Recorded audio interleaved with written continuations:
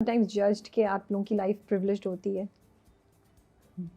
Actually I mean yes, in a certain way privilege होती है, लेकिन बहुत ज़्यादा इश्यूज भी होते हैं. Like I have seen my father not being at home and my mother taking care of all 3 girls. हम 3 बहनें, उनका ख्याल रखना, तो वो बड़ा मसला भी होता है. और फिर मुझे याद है एक वाक़या जहाँ पे वी वर इन मरी एंड उनका फ़ोन आया कि आपको पता है कि कल से आपको गोली लग गई है. तो इस तरह का भी पैनिक और उसमें करना, तो ये तो मैं वही बात की थी. इनफैक्ट हमारे सेट पे भी बात हो रही थी, तो मैं आके सपोर्ट में आती. मैंने कहा आप लोग जो बात करें सही बात कर रहे होंगे. नेचुरली हर जगह पे हर फील्ड में ऊपर नीचे उतार चढ़ाव होता है, लेकिन मैं अपने एक्सपीरियंस से जो बताती हूँ, हमने बड़ी अच्छी ज़िंदगी गुजारी हुई है. और बड़े जिस तरह से लोग छोटी छोटी चीज़ों में खुशी ढूंढते हैं, तो वो वाली चीज़ हमने की हुई है. एंड अल्हम्दुलिल्लाह I am very happy. You're right, जहाँ बहुत से privileges हैं वहाँ पे there are a lot of costs also जो पे करनी पड़ती हैं, या suffering या सफ़र करना पड़ता है, या सेक्रीफाइसेस करने पड़ते हैं, जो मुझे लगता है शायद कभी कभी नहीं काउंट किए जाते. तो कोई भी चीज़ बिल्कुल ग्रीन या बिल्कुल ब्लैक नहीं होती है. And always you know the grass is greener on the other side. आपको दूसरी वाली चीज़ हमेशा ज़्यादा वो लगती है. बट मुझे लगता है प्रिविलेजेस भी हैं, लेकिन ये कि उसके ड्रॉबैक्स भी हैं. और आई एम श्योर जो आर्मी वाले लोग होंगे, फैमिलीज, वो इसे रिलेट कर सकती होंगे. I am sure. अच्छा, तो बचपन में तो आप लोग हैंडी कैम या वो थोड़ा यंग एज पे होता था कि हैंडी कैम लेके स्केट्स, ये मुझे बहुत फैसिनेट किया आपकी बात कि आप कह रही हैं कि हम लोग ड्रामे खुद शूट करते थे. कौन कौन होता था? हरीम भी थी उसमें आपके साथ? नहीं, हरीम नहीं थी. घर में ही फैमिली में आपकी फैमिली में बहनें, कजिन्स वगैरह सबके. और वो तो ये आइडिया किसका था और शूट कौन कर रहा होता था? जो एक्ट नहीं कर रहा होता था वो उसके हाथ में कैमरा पकड़ा देते थे. हम स्क्रिप्ट लिखते थे बकायदा. And you know I remember back in the days एक पंजाबी फैमिली होती थी, एक उर्दू स्पीकिंग होते थे. उनका इतनी डिटेल में जा रहे हैं आप लोग? में जाते थे. ऑफ कोर्स हम लाइट ऑन ऑफ करें, ये इफेक्ट हमने देना है वहां से. Not bad. या सो आई थिंक वो वाली चीज थी हमेशा से. और बड़ा मज़ा आता था. फिर हम सारी फैमिली को बिठा के और वो देखते थे. And we used to have a good time. तो मजाक कितना उड़ता होगा. अब वो वीडियोस हैं, कभी देखी है? वो होंगी, बट वो पता आपको था ना, वीसीआर को मिल वो ढूंढ के वो चलानी चाहिए. वो सही मजे की होंगी. ऐसे होंगी बड़ी मजे की. है ना? सारी कजिन्स. अब तो you guys are all grown up, तो वो देखकर ही अपने आप को अजीब सा लगेगा ना कि क्या. सो वो कीड़ा एक्टिंग का शुरू से था आप में कहीं ना कहीं. तो आप डायरेक्ट भी कर रही होती थी या खाली एक्टिंग कर रही? नहीं, फिर हम अपना सजेशन देते थे कि अच्छा मैं ये करना चाहती हूँ, मैं अपने बाल यूं घुमाना चाहती हूँ, मेरा कैरेक्टर इस तरह से बनेगा. गाने भी लफ्जों में जिस तरह से होता था. गाने भी होते थे. गाने भी होते थे. हर कैरेक्टर की आपको पता है क्या, लाइक लिटरली हर कैरेक्टर पे एक गाना होता था. हर कैरेक्टर उसकी बॉलीवुड इन्फ्लुएंस सही हो. और उसकी एंट्री ऐसे होती थी ताकि व्यूअर्स को पता लग जाए कि जी इसकी बैक स्टोरी क्या है इस कैरेक्टर की. तो आपको एग्जांपल दें, आपकी किस पे एंट्री एक दो गानों पे हुई, या किस पे कौन सा पसंदीदा गाना था आपका? आई थिंक कोई बॉलीवुड गाना ही होगा. बट मैडम नूरजहां के भी गाने होते थे. जो पंजाबी फैमिली थी और जो बड़ी डाडी सास बनी होती थी, उसका था वो एक गाना था, मैं कलाशन को निशाना बजदा. You have impressed me.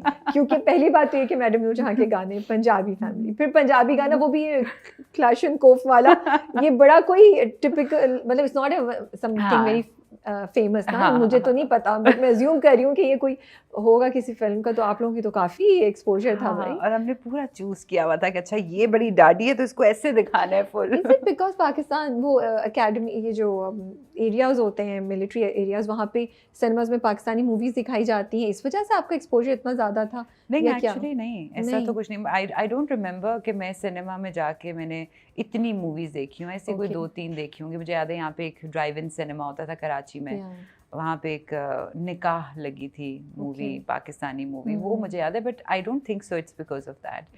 I think अम्मा अब्बा को ज़रा शौक था गाने सुनने का, तो उससे डिराइव हुआ है ये चीज़ आगे.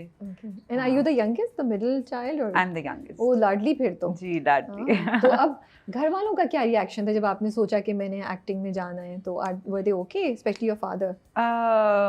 अच्छा, इससे पहले ये भी बड़ा इंटरेस्टिंग वो है कि इससे पहले मेरी बहनों को ऑफ़र होती थी कमर्शियल की कि अच्छा मैं ये कर लूँ. तो बाबा was at that time serving. तो वो होता ना कि आप ज़रा वो होते हो, कॉन्शियस होते हैं कि नहीं, ऐसा नहीं हो सकता. And my dad was really strict eight that time. तो मना कर दिया, उनको नहीं करने दिया।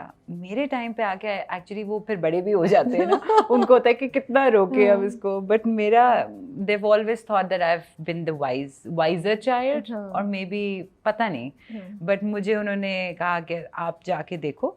पहला ड्रामा मुझे लकीली लाहौर में ही मिला ना, और मेरे घर के बिल्कुल साथ शूट हो रहा था। How did you get the opportunity?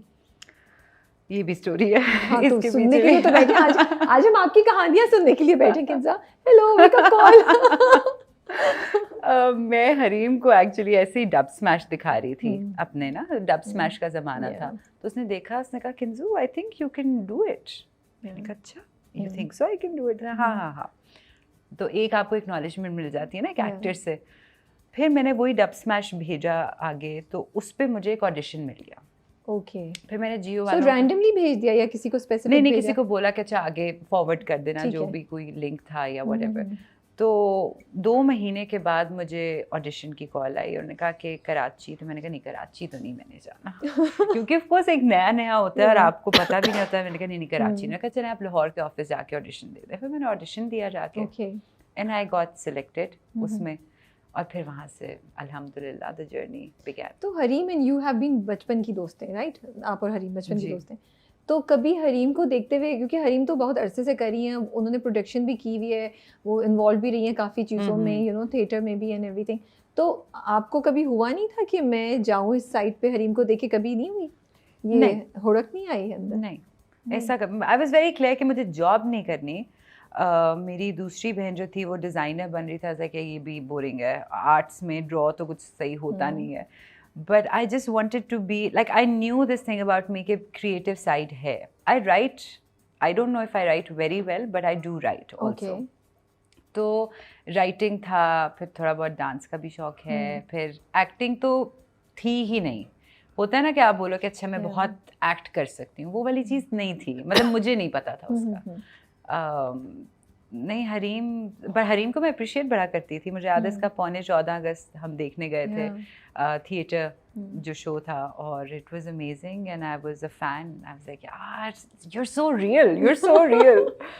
तो और कभी नहीं सोचा होगा कि मैं भी एक्टिंग करूंगी और मैं हरीम के साथ ही एक ड्रामा कर रही हूँ, है ना? बिल्कुल कभी नहीं। और हम दोनों बहनें। अच्छा, मुझे नहीं पता था कि आप दोनों बचपन की दोस्त हैं। तो अब जब मैं सुन रही थी ना, तो मुझे वो इतना फैसिनेट कर रहा था कि you guys are sisters in the drama.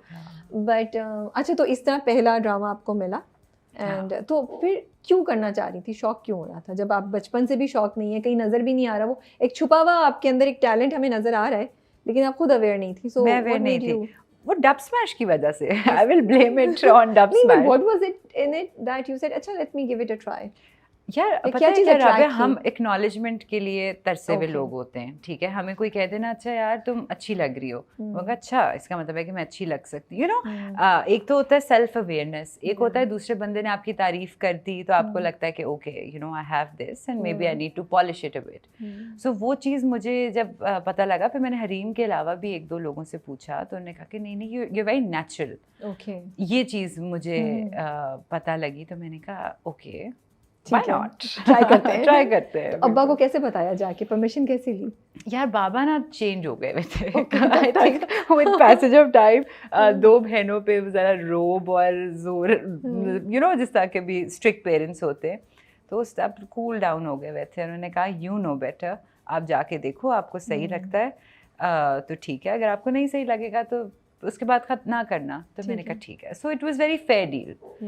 फिर मैंने कहा नहीं अच्छा है सब। सो मज़ा आया पहला ड्रामा करके? या कभी कभी लोगों का पहला ड्रामा जो होता है ना, पहला सीन या शूट, वो थोड़ा ट्रॉमेटिक या थोड़ा सा स्ट्रेस वाला होता है कि उन्हें पता नहीं होता, डांट पिट जाती है, दे बिकम वेरी कॉन्शियस। आपका स्मूथ राइड थी? How did it go? बिल्कुल स्मूथ राइड नहीं थी। पहली दफ़ा I am facing the camera, I mean घर पे तो ये डिफरेंट होता है ना। और शायद ओके, जियो का ड्रामा था। जियो का ड्रामा था, और And this is 2017. This is 2017 और सादिया खान थी मेरे साथ, और पहला सीन ही उन्होंने, अब एक इंसान ने जिसने कैमरा फेस नहीं किया, उसको क्या पता फेसिंग क्या है? वही तो मैं कह रही हूँ। और उसको क्या पता कि जी सादिया नहीं खड़ी होगी तो मैंने कहाँ देखना है? क्लूलेस बिल्कुल। और कितना अजीब सा लग रहा कि पहली बार के सामने वाला है ही नहीं, मैं प्रिटेंड कर रही हूँ कि मुझे, और फिर 50 लोग आपके इर्द गिर्द, तो ये तो इनके सामने तो मैं I was very camera shy कि यार इतने लोगों के सामने यू हैव टू परफॉर्म। सो मेरे लिए it was very, I was very alien do All do these such things. yeah. हाँ. और पहला सीन राबिया उन्होंने रख दिया कि सादिया ने बनाने हैं पराठे, and it was a moving shot. मैं आ रही हूँ, मैं जा रही हूँ,